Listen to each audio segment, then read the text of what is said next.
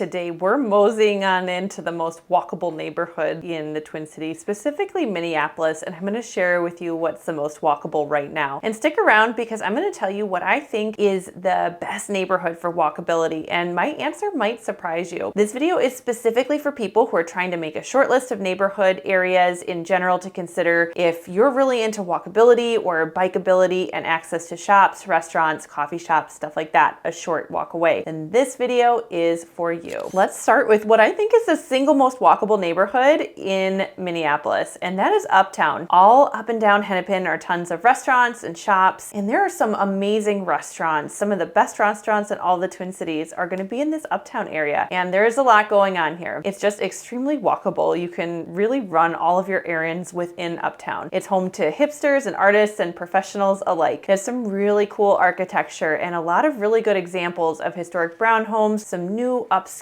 condominium buildings, neighborhoods filled with single-family homes, but you also have things like really great grocery stores like Kowalski's. If you're not from Minnesota, it's a nicer, higher-end grocery store right down on Hennepin and Uptown, and there's Kowalski's all over the Twin Cities. And Kowalski's has, in my opinion, the best salad bar of any grocery store, which I love a good hearty salad. And this Uptown area is going to have a fair amount of renters. You're going to find a lot of brownstones where it's 1 and 2 bedroom, even studios, and it's going to be relatively affordable compared to some of the other neighborhoods that we're going to talk about today. And I think a lot of that is because of the sort of housing stock that's here in Uptown. In some places, you're not going to have in-unit washer and dryer, and at some places, you're going to have window unit air conditioning instead of central AC. But if you're looking to buy real estate, you can get a pretty good price on a condo in Uptown, whether it's a historic one or a slightly newer one. And there are so many great options of single-family homes. And just to the west of Hennepin, you have Bede-Makaska, formerly known as Lake Calhoun. You also have other neighborhoods that we will cover where you have Lake of the Isles, and there are bike paths that will take you from Uptown to Bede-Makaska. In fact, the bike path will take you all over the place. It's called the Midtown Greenway, and it's basically a bike trail slash walking trail. It goes a very, very long distance. It basically goes as far west as Minneapolis goes to as far east as Minneapolis goes. You can take this greenway, and there are multiple exits that get into Uptown, for example, but the pathway, it's lower down. This was a train track that was built originally in the 1880s, but then the trains were redirected and they got rid of that train track, and the community petitioned for a long time, and now it's a bike path. And it's added so much convenience for people in Minneapolis. And Uptown is truly one of the most walkable areas. You could probably not own a car here most effectively out of any other place in Minneapolis and get around just fine. You run your errands on foot, by bus, or by bike. Next up on the most walkable neighborhoods list is a neighborhood called East Isles. And it actually technically includes some of Uptown. Uptown's actually sort of an unofficial neighborhood per the city, but it's a very well-known area. So if you say Uptown, a lot of people know it, but a lot of people also include several other neighborhoods like Lowry Hill, East Isles, etc. So this neighborhood specifically is East Isles, which is referencing Lake of the Isles, which is a beautiful neighborhood. Some of my favorite single-family homes are in East Isles. There's a handful of other neighborhoods that we'll be talking about that have some of these absolutely beautiful, beautiful neighborhoods as well. Lake of the Isles is really a very special lake, and you know I love a good lake if you've watched my channel for any period of time. It's one of my favorite parts of living in Minnesota. And at Lake of the Isles, there's paths going all the way around the lake. It's an extremely well manicured area, even driving around. It's a beautiful drive in a glorious setting. You can canoe and paddleboard and swim and everything in the Lake of the Isles, similar to Bede-Makaska. They're connected. It is a chain of lake. They are non-recreational, so you don't have to worry about noisy jet skiers zipping by or loud boaters. It's very peaceful here. And some of the homes are going to have a lake view, so you know you're going to be getting some pretty exceptional homes for the most part. But even as you head further east and away from the lake, the homes are lovely. And all along Hennepin, like I said earlier, with Uptown, you have some of the best examples of unique independent restaurants and shops, as well as some chains. You have access to grocery stores pretty close to Lake of the Isles. There's a smaller Target, and the houses are just something else. And the chain of lakes connects up to Grand Round Scenic Byway, which is a 50 21-mile urban bike loop, and it's arguably the best of the city's bike tour. It includes not only the chain of lakes and the Mississippi River, but Minnehaha Falls and downtown riverfront. So if you ever want to go on a self-guided bike tour of Minneapolis, look up Grand Round Scenic Byway. And if you're not much of a biker, then you might want to consider getting an e-bike for this. All right, let's hop over to the next neighborhood, which is just to the north. It's called Lowry Hill East, also known as the Wedge, and that's because it's sort of a wedge-shaped neighborhood if you basically follow Hennepin, which has a diagonal slant from the southwest to the northeast to where it connects with Lyndale. It creates a wedge shape, and one of the best co-ops in all the Twin Cities is actually called the Wedge as well, so not to confuse those two. The Wedge is a great co-op.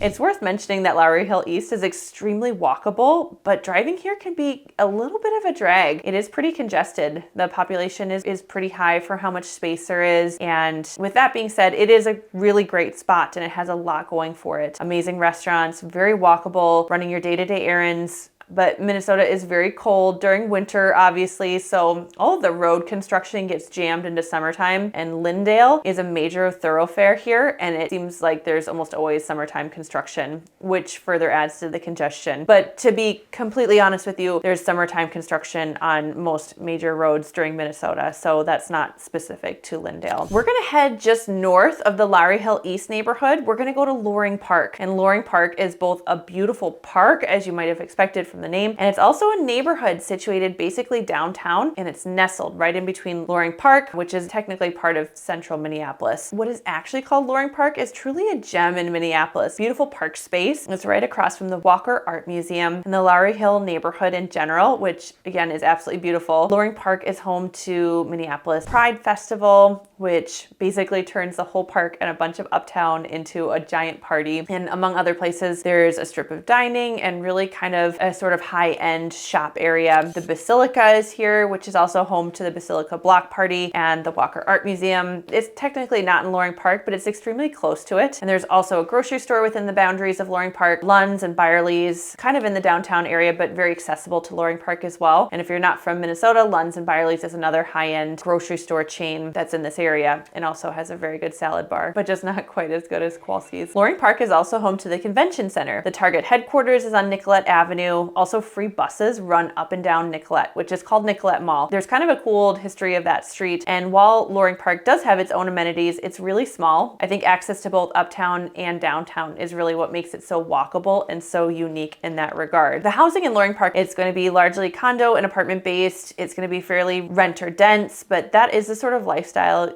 that's presented here, and it makes sense that it's a denser, more urban lifestyle here. Let's continue on down to downtown, specifically Nicollet Mall, which is home to Target Corporate and also Target Store, but also just tons of shops. It's changed a lot over the years, and some of the best restaurants in the cities are along the Nicollet Mall strip, which goes from Washington on the north all the way down to 12. It's a 1-mile strip. All up and down here, there are free buses that run daily up and down the mall, and there's a lot of history here. The original Dayton's that ever existed was here. Dayton sadly no longer exists. One of the very best jazz clubs in the Twin Cities is here. It's called the Dakota. It's a very cool spot. Definitely would recommend checking that out. There's an escape room on Nicollet Mall. There's Britt's Pub, which is very cool if you're married to an English person like I am, or just trying to watch more European sports or anything like that. British Pub is a very fun place to do that. And the whole downtown west area that we're talking about is almost synonymous with just downtown. When somebody says, I'm going downtown, there's a good chance they mean downtown west. First Avenue is a legendary venue, which was made really famous by artist formerly known as Prince, who obviously hails from Minnesota. And all up and down First and Hennepin are going to be nightclubs. And if you love that, then downtown Minneapolis, specifically downtown west, and even more specifically along Hennepin or First, is going to be where you're going to be spending time. Downtown west is home to all of the theaters. So if maybe you're going to go see a concert or a comedy show or something like that, a lot of the best theaters in the Twin Cities are right here in downtown west, like the Orpheum or the State Theater, Orchestra Hall. The Minnesota Orchestra is very, very highly regarded, and it's a beautiful spot for sure. In terms of